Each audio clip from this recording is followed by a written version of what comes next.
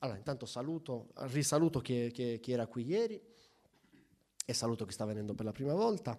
Brevemente vi racconto insomma, come è nato e perché è stato fatto questa manifestazione, che è una manifestazione appunto che abbiamo chiamato Tradizioni Musicali della Sardegna, di cui io sono il responsabile scientifico. È una manifestazione organizzata dal comune di Elmas, finanziata con la legge regionale 26, la legge di tutte le valorizzazioni della lingua e della cultura sarda, insomma attraverso la provincia. Sapete che esistono appunto degli appositi finanziamenti, quindi in quota parte la provincia e in quota parte il comune hanno finanziato questa serie di incontri che io ho organizzato e coordino, e che ruotano fondamentalmente attorno a degli incontri tra me, il pubblico e dei musicisti di tradizione orale.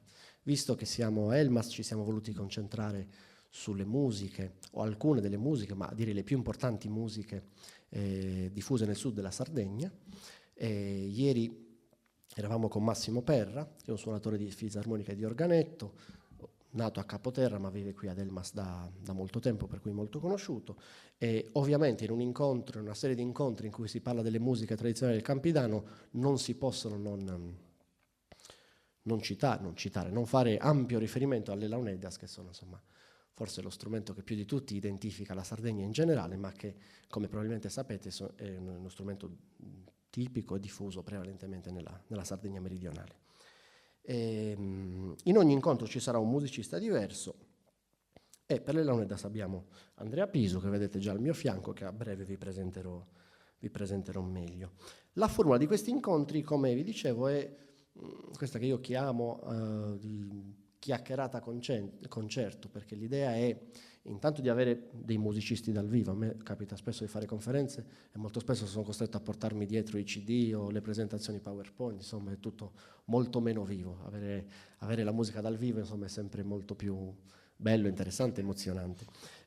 Ma la cosa interessante è appunto che i musicisti suonano bene, ma sono anche delle teste pensanti, per cui c'è l'idea di chiacchierare, appunto, di confrontarci. Insomma, Andrea, apprezzeremo le sue dita che si muovono sullo strumento, ma avremo anche modo di parlare con lui. Per cui condurremo questo discorso assieme, facendo una chiacchierata, e ovviamente è sempre gradito l'intervento del pubblico, se qualcuno ha qualche domanda, curiosità, considerazione da fare. Vi dico brevemente, ma lo vedete nel manifesto, che gli altri due incontri saranno domenica 18, con Giuseppe Orru, che è un noto e molto bravo polistrumentista. Lui è originario di Orroli, ma ha un rapporto con Elmas perché da alcuni anni insegna educazione musicale alle scuole medie qui ad Elmas, quindi almeno i giovani masesi lo conoscono praticamente tutti. E poi chiuderemo lunedì 19 con i poeti improvvisatori campidanesi. Avremo due poeti, Paolo Zedda e Daniele Filia, Bascio e Contra che le accompagnano, una chitarra, e quindi concluderemo questo percorso delle musiche occupandoci anche della poesia improvvisata, che come sapete in Sardegna, ma ovunque viene praticata, è sempre una poesia cantata, in cui c'è una dimensione musicale. Quindi anche se il testo prevale ovviamente nell'improvvisazione, ma comunque si tratta appunto di pratiche alle quali si dedicano anche gli etnomusicologi.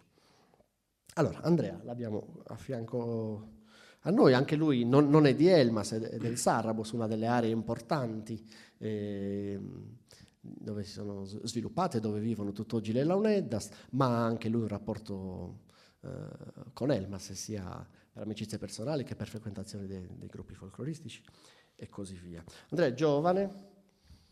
Questa formula la usiamo da tempo. Io e Andrea ci conosciamo da anni e per anni dice che Andrea è un giovane suonatore. Sarà un punto in cui dovrò smettere. Infatti. Ci sarà un momento in cui dovrò smettere, sarà Andrea e basta, del 1984. Come vi dicevo, è del Sarrabus di Villapuzzu, un paese simbolo sia nel passato che oggi proprio per questo strumento. Sono tanti gli aspetti per cui Andrea è qui. Intanto perché è un bravissimo suonatore, molto apprezzato, è un virtuoso dello strumento, ma l'altra ragione, una delle altre ragioni per cui l'ho invitato, gli ho chiesto di essere qui con noi oggi, è anche perché, un po' come dicevamo ieri per Massimo Perra, Andrea ha già esplorato, diciamo, i diversi percorsi, le diverse possibilità nelle quali le Launeddas possono essere applicate. possono essere utilizzate in Sardegna. Le launeddas vengono utilizzate per diversi usi, per diverse funzioni, per diverse occasioni, hanno diversi spazi all'interno della vita musicale della Sardegna, e Andrea ha conosciuto un po' tutti e ha frequentato un po' tutti questi ambiti. Per esempio, nonostante sia giovane, come dicevamo, ha un percorso di formazione in qualche modo che possiamo dire tradizionale. Andrea ha iniziato con Aurelio Porcu, un importantissimo suonatore anche lui di Villapuzzo, figura storica, su cui tanto è stato scritto, di cui esistono importanti registrazioni che tutti gli appassionati e suonatori conoscono, scomparso nel 2007, e Andrea ha proprio iniziato avendo come maestro Aurelio Porcu e andando a casa sua a fare le lezioni. Questa è forse una pratica in questi ultimi anni quasi scomparsa, no? Adesso in questi ultimi anni c'è la grande diffusione, direi per fortuna, delle scuole di musiche tradizionali. Ormai credo che tutti i repertori sardi abbiano le scuole. Era rimasta fuori la poesia, ma ormai esistono anche le scuole di poesia, però sapete che negli ultimi decenni sono nate scuole di fisarmonica, di chitarra, di launeddas, di poesia improvvisata e così via. Queste scuole spesso fanno capo alle scuole civiche, spesso sono organizzate da associazioni, ma di fatto i giovani allievi vanno in un luogo pubblico, la sede dell'associazione, la scuola civica, e apprendono, diciamo, con una maniera che è nuova, che è diversa da quella tradizionale. Andrea, come vi dicevo, nonostante la sua giovane età, ha iniziato proprio all'antica, come hanno imparato i suonatori della prima metà del Novecento, almeno da quello che sappiamo dai vari studi. Molto di quello che vi dirò oggi fa riferimento al più importante studio sulle launeddas, che è appunto paradossalmente quello realizzato da un non sardo, ma da un danese, Andreas Benson, che tra la metà degli anni 50 e la metà degli anni 60 è stato in Sardegna, ha fatto diverse attività di ricerca, di documentazione, e ha scritto quello che è ancora oggi, diciamo, la più importante monografia su questo strumento. E quindi negli anni 50 Benson ci raccontava com'era la vita musicale degli anziani che lui intervistava, e il modo in cui si apprendeva era molto simile a quello di Andrea, almeno quello che Andrea mi ha raccontato molte volte. Allora, così iniziamo a sentire la sua voce. Ti chiedo un po' di raccontarci appunto quando hai iniziato esattamente, perché hai voluto iniziare e come. Sì. Dunque, a Villapuzzo nel 1994 la Proloco istituì un corso pubblico di launeddas. Là io decidetti di andare comunque per la curiosità e comunque perché posso dire che nel mio paese comunque si respira l'aria delle launeddas.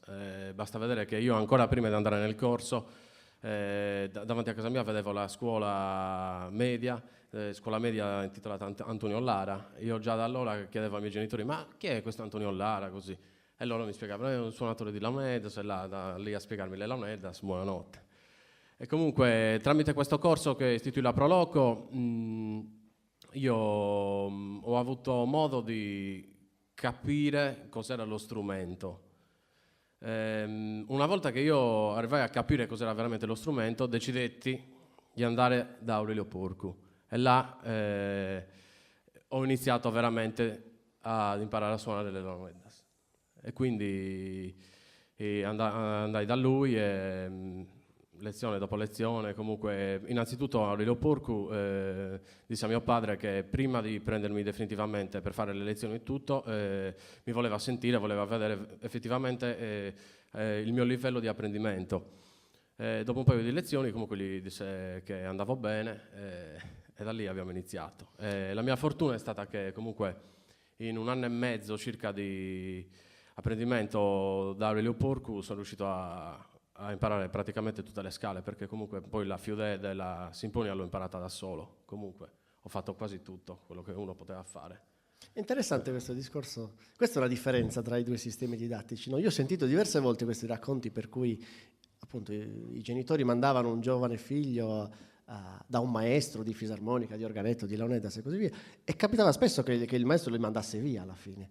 Mentre credo che per esempio in una scuola civica questo sia impossibile, no? Cioè, da una parte abbiamo questa fortuna della democratizzazione della didattica, no? Per cui a tutti viene data l'opportunità di imparare uno strumento, insomma.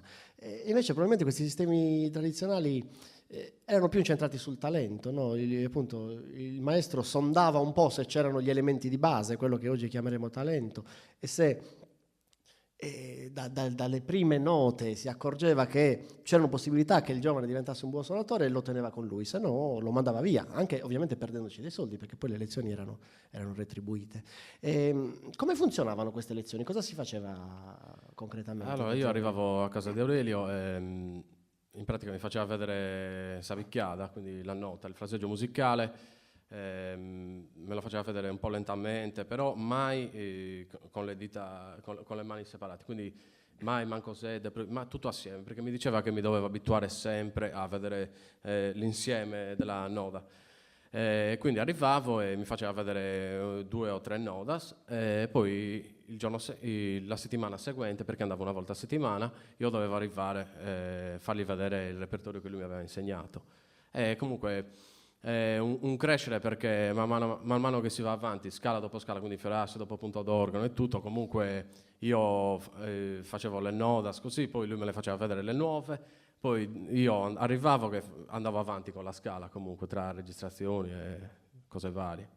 Per questa registrazione ci torniamo perché mi interessa. No, volevo mettere in evidenza un aspetto che è emerso anche ieri, perché ieri ho fatto più o meno le stesse domande a Massimo. Notavamo come spesso nelle didattiche degli strumenti tradizionali non esiste l'idea di propedeutica, no? Di esercizi preliminari e preparatori. Quando nella didattica moderna degli strumenti, per esempio della musica classica, quando se uno inizia a studiare la chitarra o il pianoforte, come prime cose vai lì a fare degli esercizi che non sono dei brani veri e propri. Allora inizi dito 1, dito 1, dito 2, dito 2, dito 3, insomma, proprio della propedeutica. Questo nelle musiche tradizionali molto raramente c'è. Infatti diceva bene Andrea, no, sarebbe stato più semplice iniziare magari ad esercitarsi con una mano e poi con l'altra e poi metterle assieme, o magari fare delle cose più semplici, invece si iniziava direttamente con il ballo e direttamente con le 2 mani assieme. Chiaramente, come diceva Andrea, magari facendo le frasi prima in maniera più lenta, poi magari aggiungendo in un secondo momento gli abbellimenti, però subito ci si scontrava col repertorio, con ciò che realmente poi il suonatore avrebbe suonato e non con degli esercizi preparatori. Invece un'altra cosa che volevo chiederti, visto che mi hai fatto venire in mente, questo discorso delle registrazioni che è molto interessante. Insomma, Andrea ha conosciuto questa didattica tradizionale, andare a casa del maestro, imparare in questa maniera qui, e lui diceva ho visto con zio Aurelio quasi tutte le scale, poi le ultime le ho completate da solo, ma un ruolo importante nel tuo apprendimento hanno avuto anche le registrazioni, no? Certo, un ruolo fondamentale comunque, sia durante l'apprendimento sia dopo, che comunque io continuavo a camminare con i miei passi e quindi studiavo a casa, così. Comunque io studiavo alla fine, quando ero con Zerelio, studiavo sempre sulle sue registrazioni quando poi dovevo tornare, perché volevo seguire sempre il suo filone per non fargli uno sgarro, comunque per non farlo sospettare che io stessi divagando, ascoltando altro. Però c'è un amore segreto di Andrea, c'è un amore segreto nelle registrazioni. Sì, il Mr. Melis. No, beh, certo, poi a me hanno cambiato la vita le registrazioni di Fisio Melis e di Antonio Lara. Là ho cambiato totalmente la mia visione che avevo sullo strumento, e là comunque mi sono fatto le ossa, ho pianto quando le ho ascoltate, ho pianto quando cercavo di impararci, e piangerò per tutta la vita su quelle registrazioni. Benissimo. Allora, insomma, Andrea un po' l'abbiamo introdotto, parliamo un po' dello strumento, insomma, così poi ci avviamo a fare i primi ascolti, visto che, come vi dicevo, un po' chiacchieriamo, un po' sentiamo, anzi più di un po' sentiremo Andrea suonare. Le Leonidas, insomma, immagino li conosciate tutti, sono quegli strumenti che vedete poggiati lì, molto semplici a vederli, ma in realtà con una tecnica sia di esecuzione che di costruzione abbastanza raffinata, anche se di per sé l'oggetto appare semplice, appare abbastanza esile, costituito da 3 canne, 3 soli materiali. La canna, spesso è stato scritto, si sente dire canna palustre, in realtà è esattamente l'opposto. Insomma, i costruttori che raccolgono le canne cercano di andare più lontano, cercano le canne che abbiano meno acqua possibile, per cui cercano di andare più lontano possibile dai corsi d'acqua, insomma, quindi il contrario della canna palustre. Poi si utilizza dello spago, anzi in realtà stiamo un po' meglio sulle canne, in realtà si utilizzano 2 specie diverse di canne che comunemente in Sardegna dai costruttori vengono chiamate canna maschio e canna femmina, che in realtà sono proprio 2 specie botanicamente differenti, che vengono raccolti in un determinato periodo dell'anno, come vi stavo accennando, è uno di quegli strumenti, mentre ieri abbiamo parlato dell'organetto, della fisarmonica come strumenti dell'epoca industriale, per cui strumenti che i sardi utilizzano ma che non hanno mai costruito, mentre tutta una serie di altri strumenti vengono costruiti direttamente dal suonatore. Insomma, pensate a strumenti molto semplici, che so, come il sulitus, come i flauti di canna, venivano direttamente costruiti dai suonatori. Le launeddas si collocano in una via intermedia, sono uno strumento ancora oggi assolutamente ed esclusivamente artigiano, non esiste una produzione industriale di launeddas, però esistono dei costruttori specializzati.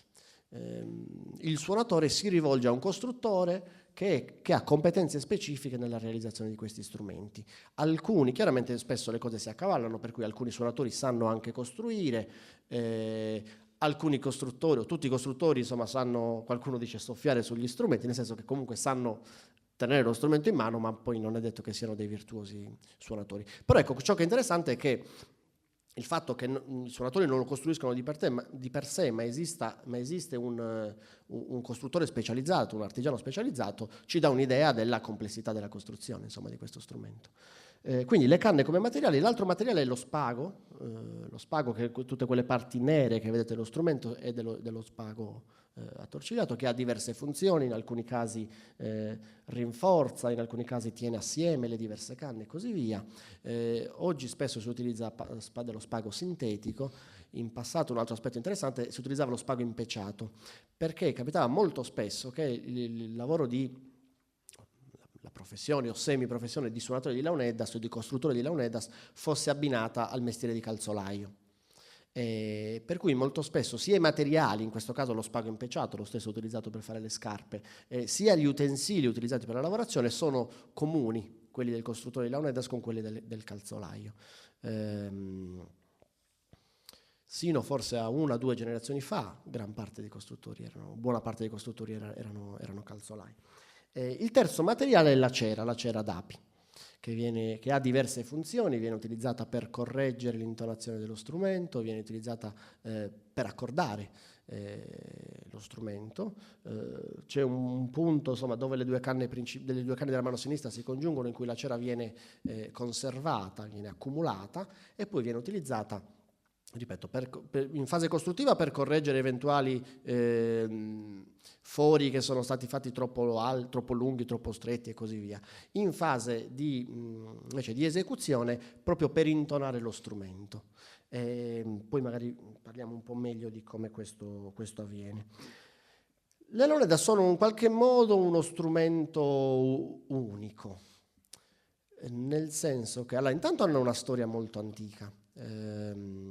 Abbiamo una famosa fonte, la prima fonte, questo strumento, che è addirittura un bronzetto nuragico datato VIII-IX secolo a.C., insomma, per cui parliamo di 2008-2900 anni fa.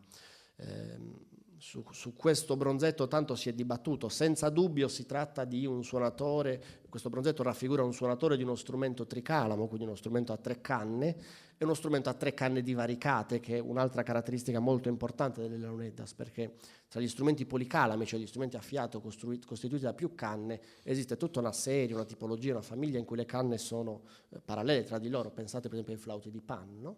Li conosciamo dai suonatori andini del Centro America, insomma, una serie di canne a diversa lunghezza che sono parallele tra di loro. E poi esiste tutta un'altra famiglia di aerofoni che invece sono formati da canne divaricate tra di loro, e chiaramente le launeddas rientrano in queste categorie. E il suonatore il bronzetto nuragico raffigura senza dubbio un suonatore di strumento a 3 canne e 3 canne divaricate, per cui insomma è possibile tranquillamente sostenere che quasi 3000 anni fa esistessero in Sardegna strumenti, aerofoni, tricalami, del tutto simili alle launeddas. Ovviamente non bisogna cadere nell'errore di immaginare che la musica che sentiamo oggi fatta dalle launeddas possa essere quella che si suonava 3000 anni fa, insomma. Questa è un'altra cosa che spesso si dice ma che va sfatata. Insomma, le musiche di tradizione orale per definizione si evolvono, non sono scritte, non sono immobili, e ogni suonatore mette del nuovo. Lo stesso Andrea ci ha già accennato al fatto che lui ha avuto un maestro e da questo maestro ha preso delle cose, ma poi ha avuto un altro maestro virtuale perché non l'ha conosciuto, che era Efisio Melis, e già ha creato una commistione tra i due stili, in più c'è il suo stile personale. Insomma, quando non esiste una partitura che ti dice rigidamente che note devi eseguire e come le devi eseguire, esistono le personalità dei singoli suonatori che generazione per generazione modificano la tradizione musicale. Insomma, d'altronde noi sentiamo che oggi Andrea suona in maniera diversa dalle registrazioni degli anni 60 e degli anni 30. Allora, se lo stile delle Leonidas è cambiato in 90 anni, insomma è un po' duro pensare che negli altri 2810 anni sia rimasto immobile, ecco. Per cui insomma, almeno la mia posizione è questa: va benissimo ipotizzare l'antichità dello strumento, quel bronzetto è molto chiaro, però non immaginiamoci che quello che sentiamo oggi da Andrea è lo stesso che si poteva sentire 3000 anni fa in Sardegna, ecco. Rende però questa fonte molto antica, questa antichità dello strumento lo rende uno strumento molto particolare, significativo, molto identitario. Insomma, i sardi si identificano nelle Leonidas. E un altro aspetto molto importante è che è in qualche modo unico, nel senso che oggi in ambito del bacino del Mediterraneo, ma anche in un'area più vasta, non abbiamo altri strumenti tricalami con queste caratteristiche. Esistono strumenti simili che ci fanno ipotizzare che insomma ci fosse in ambito mediterraneo una circolazione di strumenti ad ancia, più canne. Abbiamo appunto strumenti simili da una sponda all'altra del Mediterraneo, dal sud al nord, dall'est all'ovest, per cui insomma c'è un'area di famiglia. Non pensiamo che la Sardegna fosse isolata dal resto del mondo, però sicuramente ha oggi uno strumento unico, insomma. Allora, questa antichità, questa unicità, questo forte senso identitario, questo repertorio molto complesso e molto vivo rendono le Leonidas uno strumento veramente, veramente speciale. Parlando invece un po' degli usi, delle funzioni che ha questo strumento all'interno, che aveva in passato e che ha oggi all'interno della società sarda, queste funzioni sono diverse, come abbiamo visto anche ieri per la fisarmonica e per l'organetto, e una di queste è quella degli accompagnamenti religiosi.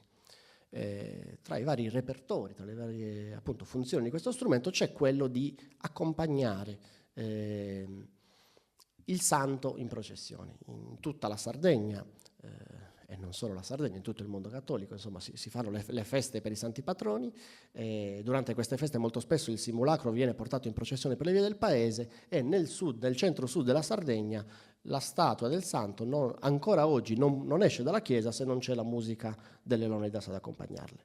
Come dicevamo ieri, questa funzione della Leonidas oggi viene assolta anche da altri strumenti, come ad esempio la fisarmonica e l'organetto, ma le Leonidas continuano ad essere presenti in maniera importante, e soprattutto dalle Leonidas viene quel repertorio.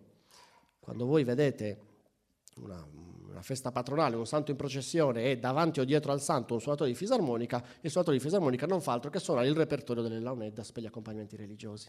Esistono diversi brani con funzione religiosa in qualche modo per le Leonidas. Ci sono quelli schiettamente processionali, ci sono quelli che il già citato Benson chiamava marce, nel senso che sono brani che si fanno per accompagnare un corteo, ma in una funzione che non è esattamente religiosa. Per esempio Sagonfraria o anche Sobreria, cioè il comitato organizzatore, spesso andava in giro anche per fare la questua nei paesi, accompagnati dal suonatore di Leonidas. Allora, come dire, un comitato che organizza la parte religiosa e profana di una festa in corteo non è esattamente un momento né liturgico né paraliturgico, quindi non parliamo di musica sacra in quel caso, però insomma si tratta di cortei che venivano accompagnati dalle Leonidas con uno specifico repertorio. Poi c'è tutta la paraliturgia processionale di cui vi parlavo, cioè quando la statua del santo è in processione, le Leonidas, a seconda del paese, precedono o seguono la statua del santo con delle musiche apposite, e le Leonidas addirittura in Sardegna entrano a far parte della liturgia vera e propria. Sapete che mentre la Chiesa lascia abbastanza libertà per le pratiche paraliturgiche, per cui tutto ciò appunto che è paraliturgia, quindi processioni, sacre rappresentazioni, si modificano e si adattano alle usanze locali, per cui in ogni festa troviamo che sono modi di fare le paraliturgie della Settimana Santa diverse e così via, mentre la liturgia, che è il momento più importante, più solenne del mondo della religione cattolica, è più rigidamente in qualche modo controllata dalla Chiesa, tutte le sue fasi sono determinate, insomma, e lì usi locali possono entrare meno. Invece appunto le Launedas avevano, oggi sempre meno, anche se non sono scomparse, avevano uno spazio anche all'interno della liturgia, in particolare in un momento, forse nel momento più importante della messa, che è l'elevazione, nel momento in cui appunto l'ostia viene consacrata ed elevata. Le Launedas suonavano, in parte ancora oggi suonano.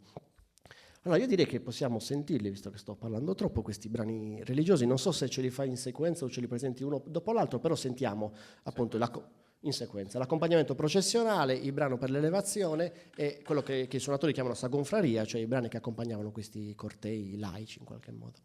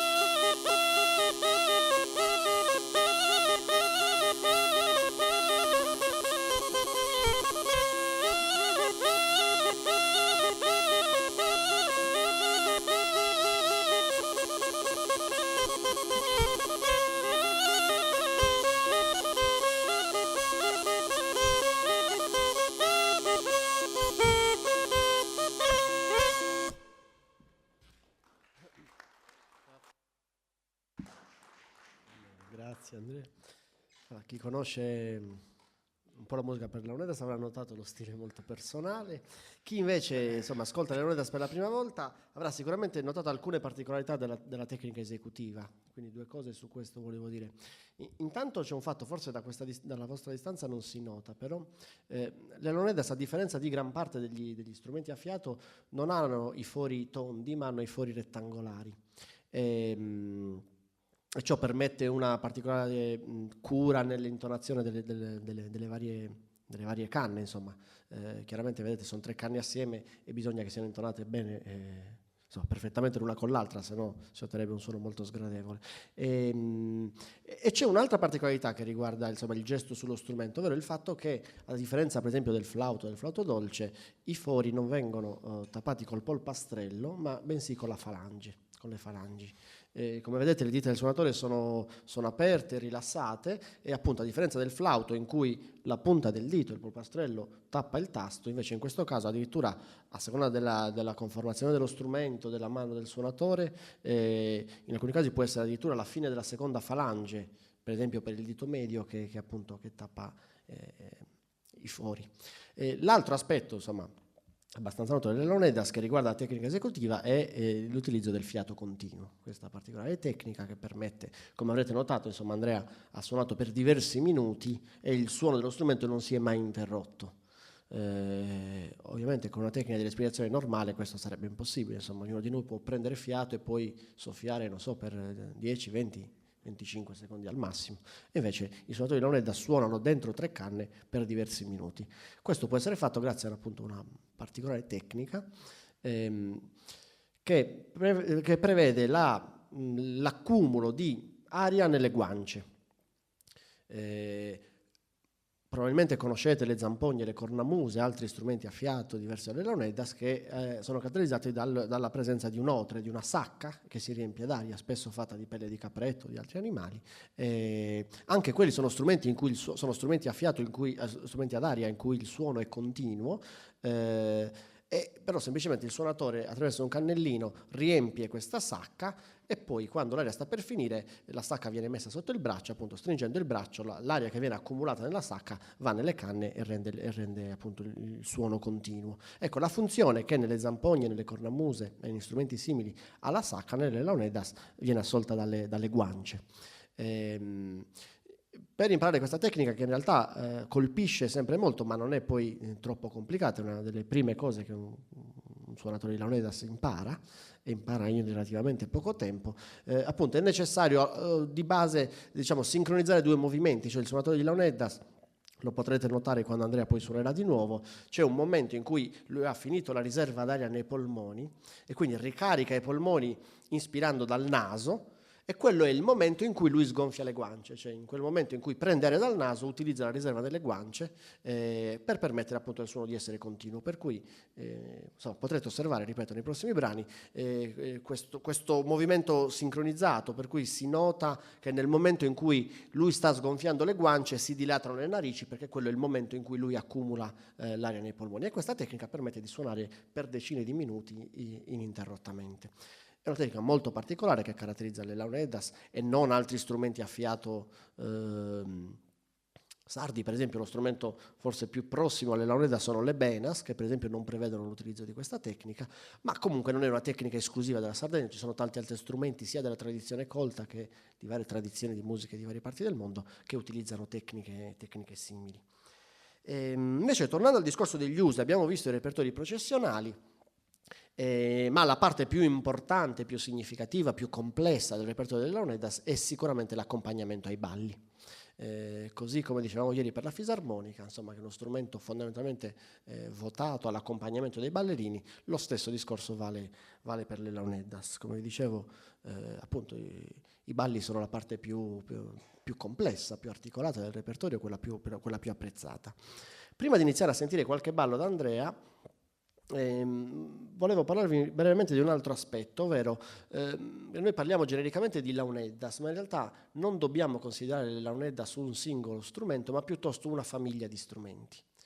Insomma, se dovessimo usare una metafora, come succede nelle famiglie in cui tutti i membri hanno lo stesso cognome, immaginiamo che launeddas possa essere il cognome, poi però insomma io non sono la stessa persona di mio cugino, non sono la stessa persona di mio babbo, di mio fratello e così via, quindi c'è un tratto comune che è un'area di famiglia, il fatto che questi strumenti siano launeddas, ma poi esistono delle singolarità, delle particolarità. Questi singoli strumenti vengono chiamati concertus e ogni concerto ha un proprio nome particolare.